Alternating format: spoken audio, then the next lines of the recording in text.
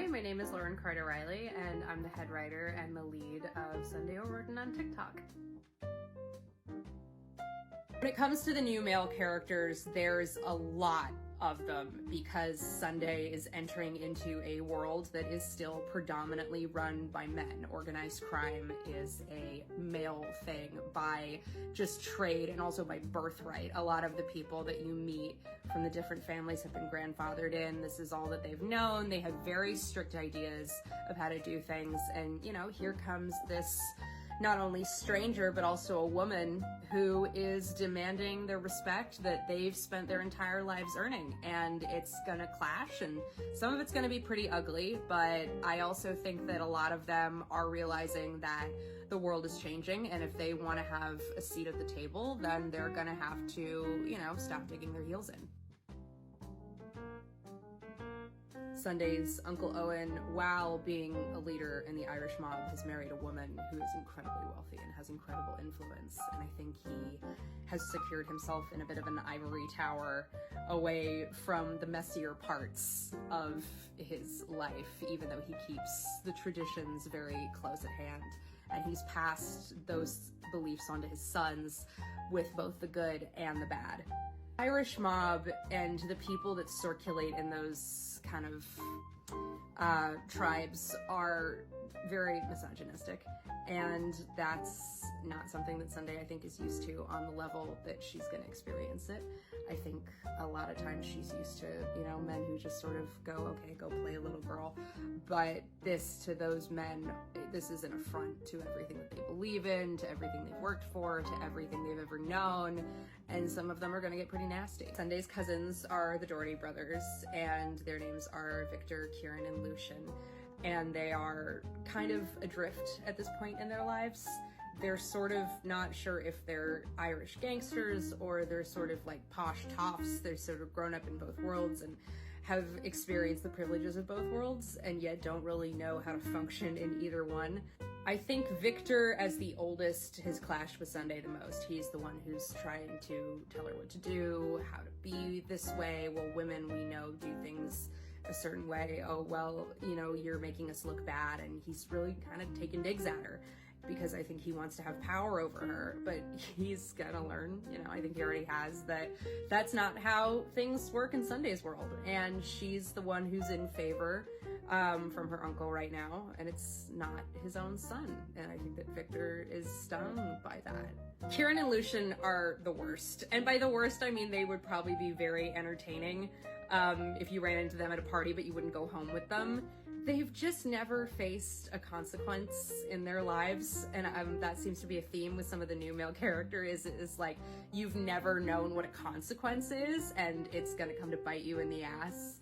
I think that they are ultimately, although annoying, a lot of fun, and for the most part harmless. I think that they are sort of intrigued by Sunday. I wouldn't say they like her, but I think that they've brought a lot of new playthings, people into their orbit, and they're interested in pursuing and getting out of them whatever they can. And sometimes that's going to be really fun, and other times they're going to get smacked across the face. And, you know, that's life, is learning how far you can push it before you get smacked in the face. Vanya Yusupov was mentioned briefly in season 1, and now in season 2 he's got a little bit more of a fuller, fleshed out storyline. He's trying to introduce Sunday to high society. He's, I think, genuinely a very good person.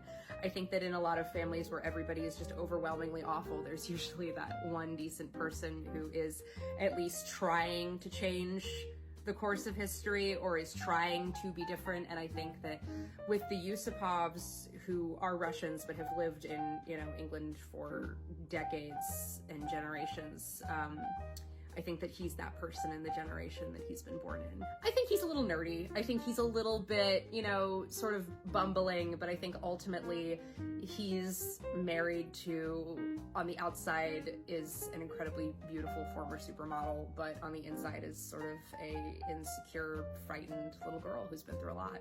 And I think Vanya is very protective of her, and I think that he is the best person for her. He's not just in love with the way that she looks, he's in love with the kind of person that Irina is. and she couldn't have gotten a better person to take care of her, not just monetarily, but also emotionally. I'm always gonna be Team Vanya. Team Vanya all the way. Well, the fun thing about Nicholas Nod is that you don't know anything about him. You know, he sort of breezes in and is very eager to get to work and have business discussions and sort of be right there when Sunday meets him. And as much of a fantasy as I think that is for a lot of women, there's also that innate sense of distrust. It's like when your girlfriend starts dating somebody that's like really, really great, but he's almost too good, and you start trying to pick out, you're like, okay, what's wrong with you? What do you really want? What's your real, like, what's the end goal here? Because on paper, I mean, Nicholas is sort of perfect. He's a lawyer, he has this very high-class education, he comes from a similar background to Sunday, where he maybe didn't grow up with everything and sort of had to fight to get where he is, and he's very intelligent. And she really does need somebody who can tell her legally what she can and can't do.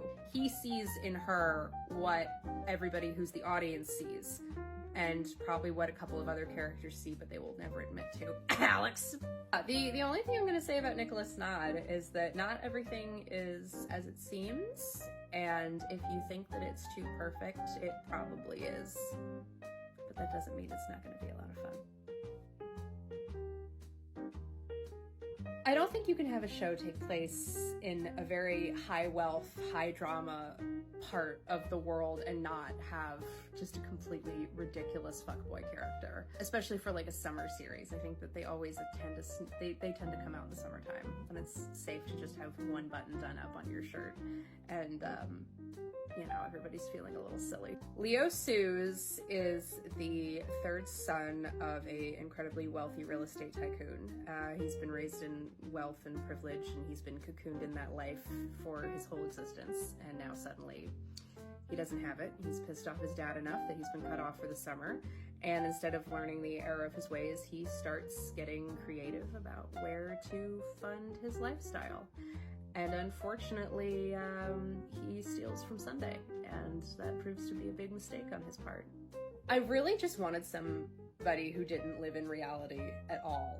Like, Leo has never faced a consequence, he has never been disciplined, he's sort of been allowed to get away with whatever, and he also doesn't have any skills. He's a TikToker, but he's not a TikToker in the way that he earns money from it. He's a TikToker so he can show off, you know, the cars that his dad owns, the boats that his dad owns, and he can show himself partying at all these places with all these girls and get young men like Michael Maraschino to say, oh my god, I want to be like him, that guy seems really cool, when in reality he's the biggest fucking loser that you'll ever meet, and he's, you know, stealing credit cards from the women he hooks up with so he can keep himself in the manner that he's become accustomed to.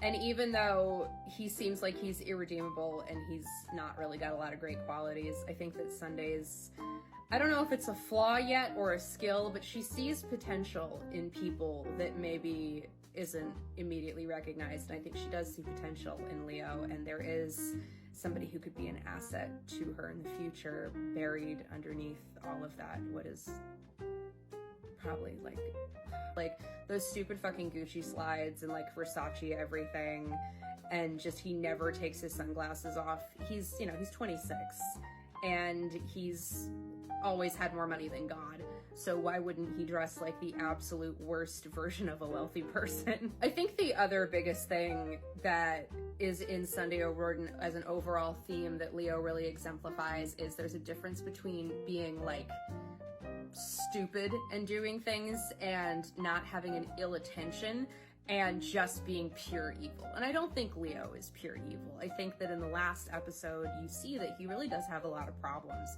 and I think it's because he doesn't really have any direction. He doesn't know what he's doing with his life, and he's never been expected to do anything with his life except for just be rich. So to have somebody come in and say, hey, maybe you have potential, is really attractive to him, and you know, he's probably gonna stick around because Sunday mothered too close to the sun, and now I think she's got this one on the hook.